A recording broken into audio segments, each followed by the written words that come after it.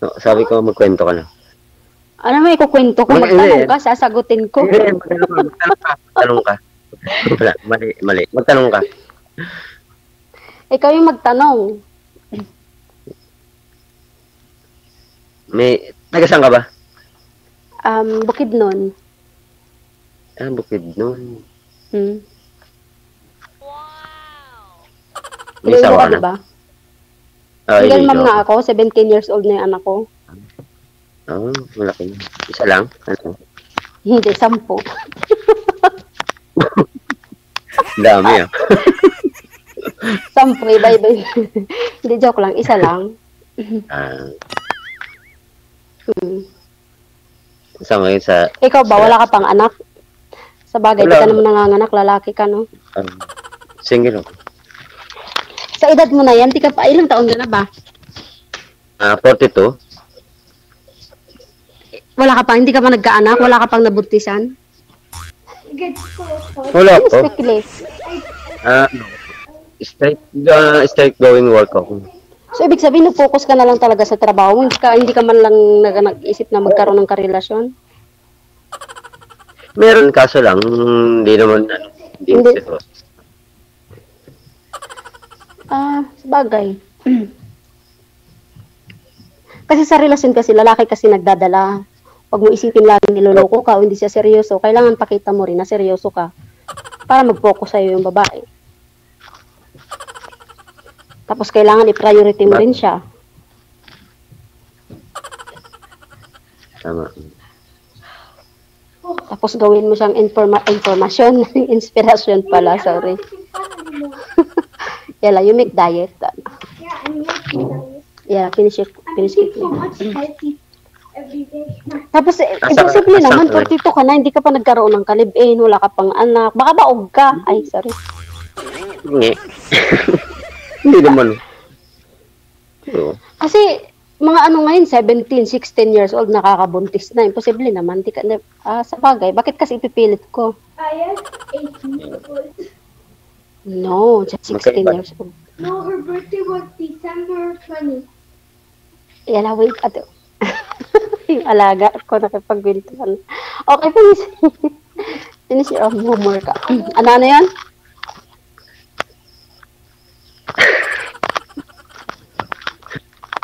Tatawa. Naku, torpe ka pala, sir. Paano ka magkakajawaan yan? Kaya nga di ba? Naku, tatanda ka niya mag-isa kung hindi mo lalakasan yung loob mo. Kailangan lakasan mo yung loob mo. Huwag mo isipin puro ka trabaho. Isipin mo magkaroon ng sariling pamilya. Kung may darating. Bagay, kung may darating, tanggapin mo. Pero pag hindi talaga para sa'yo, kailangan tanggapin mo rin.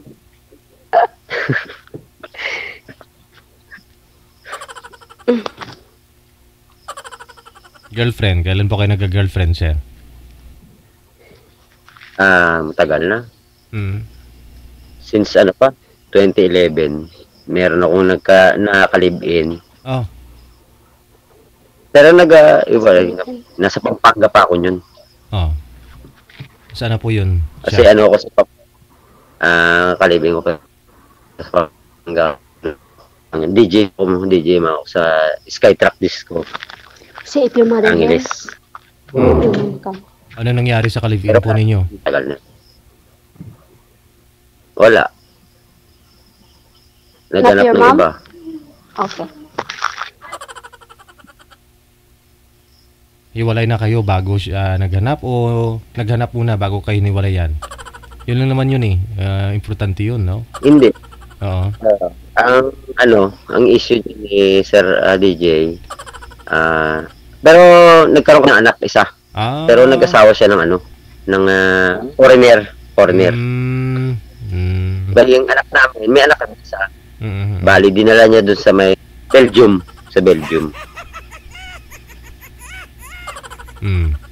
Nakita yun. Hanggang ngayon, wala na kaming konto. At least maganda kinabukasan ng anak mo dun Siguro naisip niya naman yun kinabukasan ng anak po ninyo. Hindi naman kasi niya madadaling anak namin kung hindi ako pipirma. Ano yung pirma ka? Ano niya kasi naman para mapadala niya. At least kahit paano na paganda yung buhay ng anak ko.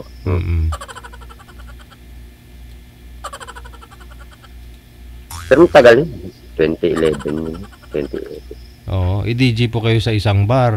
Malaki naman na sahod ng DJ doon yun nga lang, siyempre pag iniinom nyo, wala nang matira. Habang nasa ano po kayo? Sa entablado. Tama yun. Tama. Minsan negative pa, kulang pa yung sahod sa inom.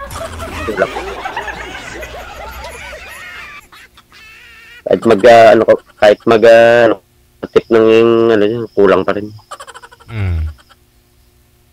Okay. Maliit lang. Wala po kayong busis, ma'am? Ikaw, ma'am. Ay, hindi po. Kinakausap ko po kasi yung alaga ko, kaya nag-mute po ako. Usap po muna kayo ni Sir. Baka naman may ano po?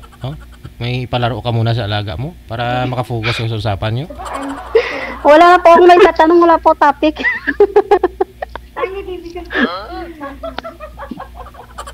Hindi ka ba nagsawa sa alaga mo? Siya na yung kasama mo araw-araw. Tapos ngayon si Sir, ngayon mo lang nakilala. Ayaw mo kausapin? Iloilo City. Ano nga buhay mo dyan? Ano ko ngayon, government employee. Ano yung government employee? LGU. Ano ginagawa mo doon? Ang events operator. Okay. Hindi ko alam yun. Ay, sorry. Wala ka pang balak mag-asawa, sir? Kung meron man, kung meron man. Bago ako mag-asawa, mag-ipon ka muna. Para yung pamilya mo, hindi magutuman. Natural, siyempre. Bilis ko magsalita. Paspas kay kung istorya ba? Normal na normal kasi yan. So, ayan. Hintayin mo lang, darating din yung babae or tao na para sa'yo. Sa ngayon, chill lang muna, enjoy. Malay mo, di ba? No. Hinihintay naman natin yung pagkakataon niya. Ikaw ba? Basta maghintay ka lamang. Hanggang kailan? Ikaw naman po, ma'am. No? Tanangin mo si DJ. Ikaw naman po, ma'am, yung anak po ninyo ngayon, malaki na po yung anak ninyo. Nagkaroon po kayo ng boyfriend ulit, asawa, kalivin. Ay, nung sa Kuwait po ako, nagkaroon po ako ng LDR relationship. So, nakita namin kami sa personal. Hindi rin po kami nagtagal kasi hindi po pwede na hindi ako babalik sa abroad. Yun, naghanap po siya ng iba. Mas malapit at kanya. So, ngayon, chill lang muna. Wala po munang boyfriend. Kilalanin muna. Kasi for good na ako, next year uwi na ako ng Pilipinas. So, hindi na ako babalik pag abroad. Very good. So, may isang taon pa ho kayo para makilala mo ito ng lubos si Sir. Pwede po, pero depende. Depende sa? Waiting. Depende po saan, DJ? ma'am? Depende saan, ma'am? Depende saan po? Depende saan? Ano ba yan? Ang gulo ko. Depende po kung magkagustuhan or magkadevelopan, gano'n. Oo naman. Kasi sa ngayon, yung inaanap ko yung mga taong makakausap ko, yung lagi may time sa akin. O di malay mo ma-develop, di ba? Kasi focus din ako sa goals. Tawagan mo ako, ma'am. Bigay ko number sir. Wala akong cellphone number dito, sir. Messenger lang. O imo. Sige, okay. Ibigay mo na lang mamaya kasi magbibigay naman si DJ sa atin ng private. So, ibig sabihin, ma'am, lahat naman na siguro ng mga pangarap mo, naabot mo na, kaya mag-for good ka na po next year. Yes po. Sawa ng Diyos, DJ. Ilang taon na po kayo nag-abroad? Sa 5 years na pag-abroad, ay 6 years pala, nabili ko na lahat. So, wow. Sa mga magulang ko, meron na sila. Napagawan ko na sila ng bahay. So, pag nag-asawa ako, syempre doon ako titira sa magiging asawa ko. Sa kanila yun. Ayun, sir. Yun po, sir, no? Yun ang gusto mangyari ni ma'am. Kung pumasa ka at may bahay ka na pwede mong patirahan sa kanya, ayun na, wala nang question yun. Mm-hmm.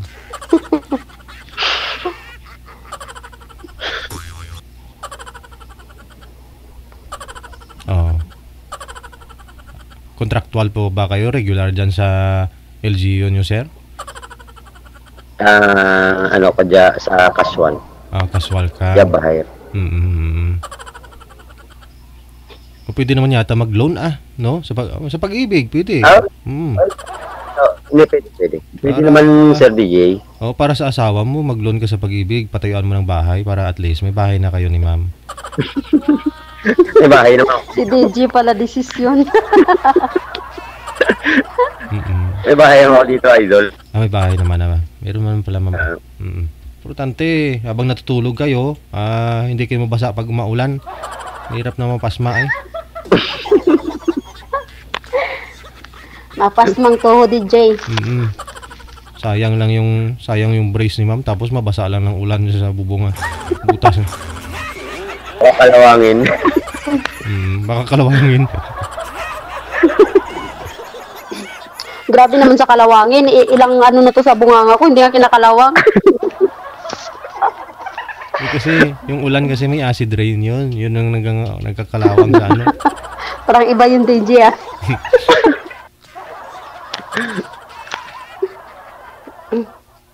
Ilan taon ka na, ma'am? 36 na ako. Kaka-36 ko lang nung isang araw.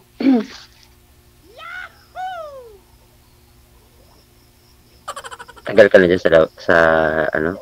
6 years. Labas? Pabalik-balik. 5 years, di ba, no? Oo. Bali 6 years lahat pag natapos ko lang yung XTI.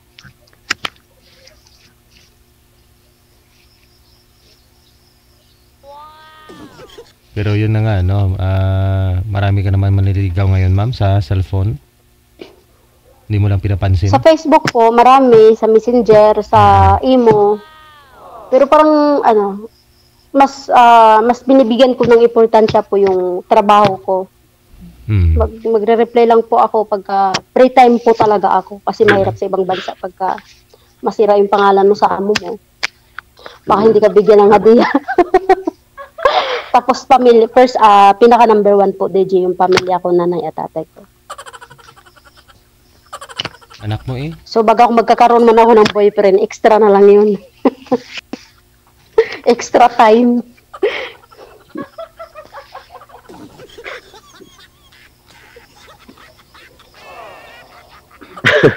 Pero mas gustuhin ko kasi, DJ, na magkaroon ng karelasyon. Makikita ko talaga sa personal. Magkasama kayo. Tapos na-sure talaga na Yun. Single talaga. Pero ako single ako talaga. Wala ako sabit. Pero dun sa ano po ninyo, ma'am, sa mga manliligaw po ninyo, mayroon naman pong mga matatagal na taon na nanliligaw sa inyo na hindi pa po ninyo nakikita? Ay, opo. Waiting pa rin hanggang ngayon. Pero hindi ko naman siya pinapaasa, DJ. Sabi ko, malaya naman siya maghanap ng iba. Oo. Kasi nagrereklamo din siya na wala akong time sa kanya. Malaya siya maghanap ng iba. Kasi so, problema din kasi, hindi niya ako kayang i-priority. Kasi alam naman natin lang anong oras yung out, anong oras ng in sa trabaho. Siyempre, di ba, hindi mawawala sa isip mo na baka may iba sa nililigawan. Oo. First time niyo po ba dito, ma'am? Sa ano po?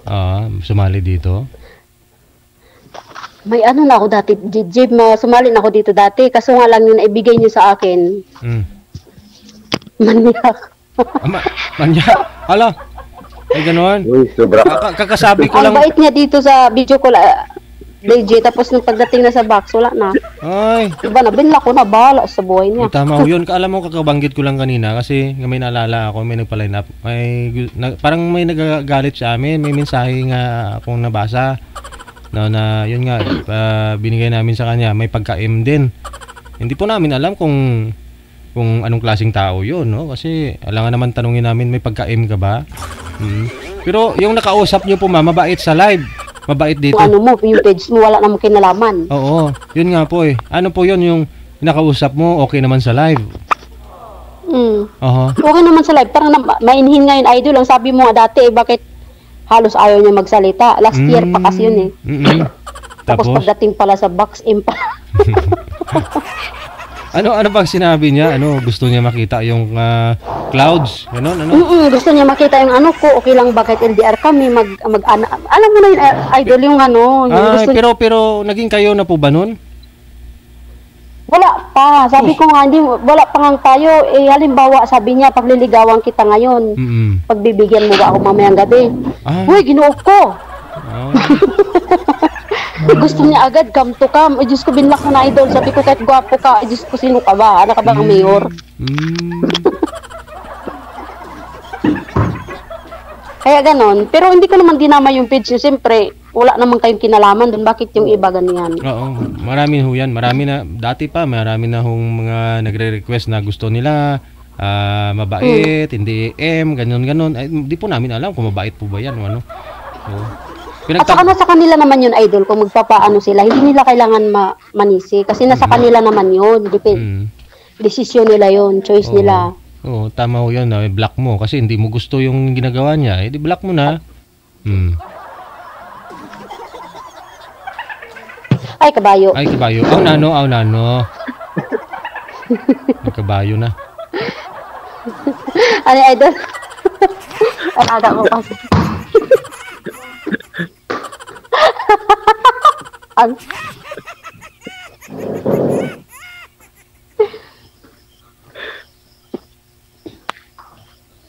So paano kaya magawa ni sir na malayo siya na yun, pakita niya na deserve siya na mabait.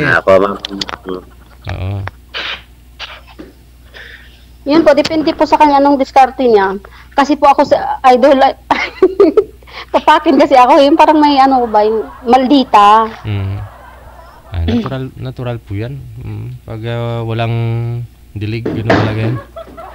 Ay, grabe ka, DJ. Walang dilig yung halaman ninyo dyan. Siyempre nakikita mo yung halaman mo dyan. Ano na, para mamamatay. Siyempre nakaka-bad trip, di ba? Bad trip ka. Mainitin ang ulo mo. Lalo pag mga binubunot ng mga bata, yung mga tinanim mo dyan ng mga bulaklak. Yun nga problema, DJ. Walang tanim din. Ay, wala ba? Ma'am, DJ JL si Idol. Sinabi niya na yung mga sabihin ko. Grabe. Hindi, siguro idol kasi ito makatanda na. Oo, ganun talaga yun.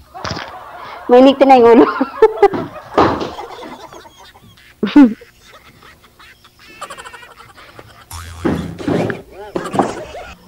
Parang may nagwawala na dyan Yung alaga ko na naman na isa, DJ, nagpo-football.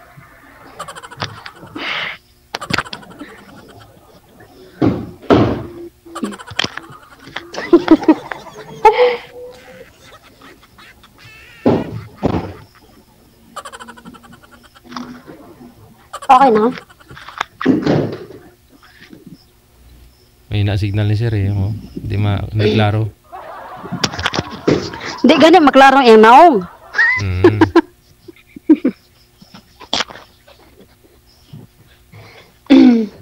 At saka ano din idol, prangka, pihikan po kasi ako sa lalaki. Yung parang kahit hindi siya gwapo, basta yung maporma siya, yung malakas ang appeal. Kahit ano pang itsura mo, basta may appeal ka. Pagdating sa pananamit, sa itsura, ganyan. Yung iba, kahit sobrang gwapo pero dugot naman sa katawan, wala din. Yun ang ano po yun, yung nag-aahit, ano pa? Ugas din siyempre, oo.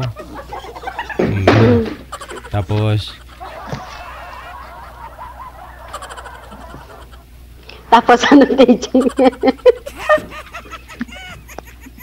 Pati si DJ nabablanko eh. siyempre. Ikaw po yun. Oo. Ikaw po yun, ma'am. Ano pa kayang mga hinahanap mo? Baka na kay sir naman lahat Oo. Ako yung may pangarap sa buhay. Ayoko ng maluho na lalaki. Gusto ko yung may pangarap talaga. Yung supportive.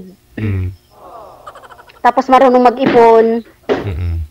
Okay lang, kahit may bisyo ka, mag-inom ka, wag ka lang mag-drugs. Mag-inom ka, mambabae ka. Basta sa akin yung sahod mo. Pag ganun, Yung tatay po ba ng anak po ninyo, matagal po kayo nagsama noon? Bali, nakadalawang lalaki kasi ako, idol. Kasi yung tatay ng anak ko, disgrasya. Yung parang, mga bata pa, 17 pa lang ako noon, idol. Pero may naging long relationship ako, 7 years. Wala po kayong anak doon sa una, pangalawa? Wala po, may diferensya siya, idol. Kasi, alam nga naman ako may diferensya, may anak po ako. Tapos yun yung lagi kami nag-aaway kasi gusto ko po that time, idol, na magkaanak kami. Sa Manila kami tumira noon. Hindi niya maibigay, yun lagi kami nagtatalo. Hanggang sa, yung decide na ako maghiwalay kami, yung nag-Saudi ako, mga 1 linggo lang, may iba na siya. Buntis. Kasi ganun din naman sabi ko sa kanya, magsama kami, hindi rin naman kami magkakaanak, lalayo na lang ako, yun ang sabi ko sa kanya. Hindi naman ako kayo kasal, no? Hindi. Pero yung kinakasama niya, nagkaroon po sila ng anak, hindi? Hindi ko alam, idol, kasi wala bang kaming kontak ngayon. Taga Surigao. Pero disgrasya lang ho yung tatay ng anak mo, ma'am. Yes, yung anak mo, disgrasya lang ho yun, bunga ng ano? Ano yung naglalakad ka, tapos ngamumo ka? Na-disgrasya. Namumo ko, idol. Na-shock ba yun? Naburos. ano yung namumo? Secret. Nag-shoot na yun. Nga to, idol, na pagkasunod bulan, buros naman ko. Ingato ra siya. Pero balak naman sana naming seryosohin, idol, yung ano namin. Kasi pinagkasundo na rin kami ng mga magulang. Kaso nga lang, after 1 week, na pagdesisyon na ng mga magulang namin, magtrabaho muna siya. Para mag-ipon para sa kasal namin. Kahit maliit lang na handa, basta makasal kami, importante. Hindi rin siya nagtino. Inom din siya ng inom. Wala siya respeto. Kasama niya yung tatay ko sa pagtatrabaho. Beerhouse siya ng beerhouse hanggang sa may babae na... Kasi kami, idol, lumad kasi kami sa Bukidnon. So, yung tribo namin, parang may babaeng nagkagusto sa kanya. Iniwi isa sa bahay. Nagalaw niya itong babae. Yung babae, hindi na siya binitawan. Pag binitawan doon yung babae, magbabayad siya ng 2 kabayo. Ganyan daw ang sabi. Pero ang ginawa niya, hindi naman kami kasal. Yun, inasawa niya. Abang buntis ka, may buntis na naman na isa. Yes, idol, meron na siyang binubuntis. Pero hindi naman masakit sa akin kasi hindi naman kami nagkaroon ng relasyon. O never ko naman, hindi pa, minahal ko siya. Yung parang, lang, lasing lang. Okay. Disgrasya. Dahil sa... Nakainom lang, idol, kaya yung nakatikim. Tama na yan, inuman. Kasi ang akala niya dati, idol, napasama kasi ako sa barkada, nagtatrabaho ako noon. Akala niya daw kasi kalat ka rin ako, yung parang isang kalabit lang, bigay na, yung nalaman niya na siya yung first time ko, ayun, humarap naman siya sa mga magulang ko. So, hindi rin naman nagtagal. Pero pinanindigan ko, idol, na yung pagbubuntis ko, maraming sabi, palaglag ko, total bata pa ako, pero hindi. Hindi ko ginawa. So kahit mag-asawa siya ng iba, wala akong pakialam kasi hindi ko naman siya mahal. Pero parang swerte na rin kasi nagkaanak ko ng babae. Baga parang si Lord na rin ang gumawa ng ano. Para dumating yung anak ko sa akin. Dalaga na no, yung anak mo? Yes, idol, dalaga na siya.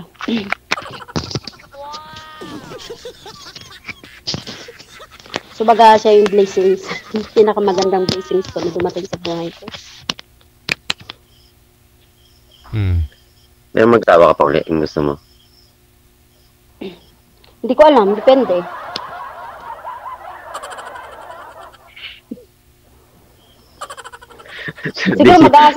Siguro mag-aasawa man ako pero ayaw ko na magkaanak. Tama na yung anak ko. Pwede pa yan? Kasi mahirap na mag-37 na ako, 37 next year. Pwede pa yan. Si idol pala. Bata pa. Pwede pa yan? Siguro magkaanak ako, idol. Siguro apo ko. Parang baka sabihin ng mga tao, parang apo ko na lang. Hindi naman. Pag mga 10 years old na yung anak mo, siguro mga 48 kada time. Hindi ka pa naman nakatungkod. Mata.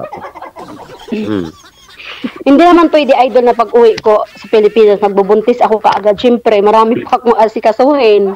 Ayusin ko muna yung ano ng mga magulang ko. I-plaster sa anak lang kinabuhi ba bago ko mag-mini utro. Yung baga anong Tagalog nun?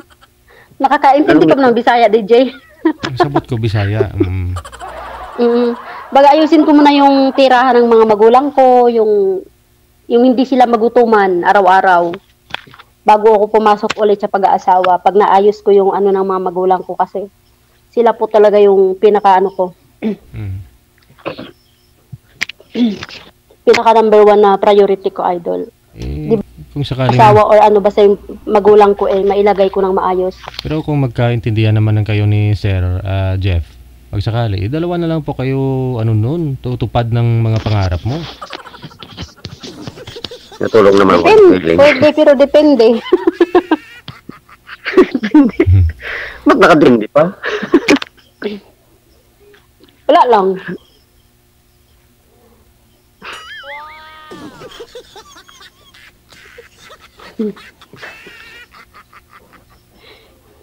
Si DJ Baba nag-off camera yan, pero tawang-tawa yan.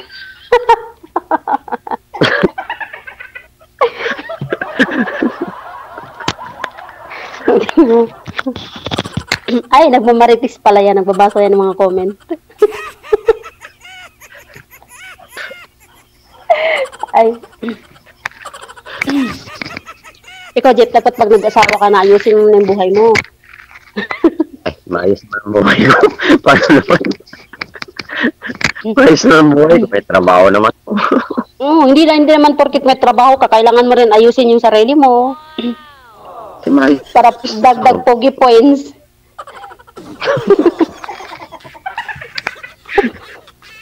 Hindi mo kailangan ng pogi kung masama naman ang ugali. Hindi naman ganun yung hindi naman ganun yung ibig sabihin. Wala naman sa pagkakuha. Magkaroon ka rin ng sa sarili mo, time mo sa sarili mo. Tama ka naman. Para kahit mataas na yung edad mo, fresh ka pa rin tingnan sa mga tao kasi marunong ka magdala sa sarili mo. Hindi mo porkit may pera ka, pababayaan mo na yung sarili mo, di ba? Magpakapal ka ng kilay, sir, magpalagay ka ng brace, ganun.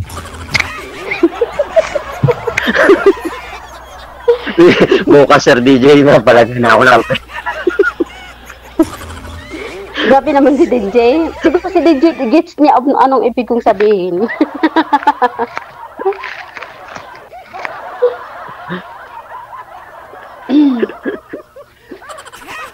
Yung mga marites dyan sa baba. Tara ko sila.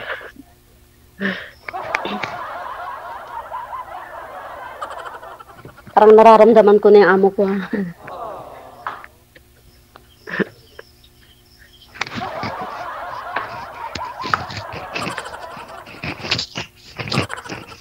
Silip lang tayo. Kung PM mo na lang ako. Andiyan naman si Sir DJ. Connected naman na po kayo niyan. Tuloy-tuloy yung pag-uusap ninyo. May trabaho ko sa... Kaya ako wala namang problema sa akin. Nandito ako sa bahay. Siya lang hinitindig. Sige.